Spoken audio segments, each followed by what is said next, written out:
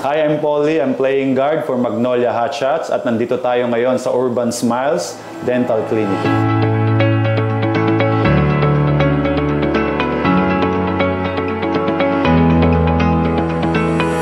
Yung dati kong dental concern is nung naglalaro kasi ako, nasiko ko sa bibig talaga at natanggal yung isa kong ipin.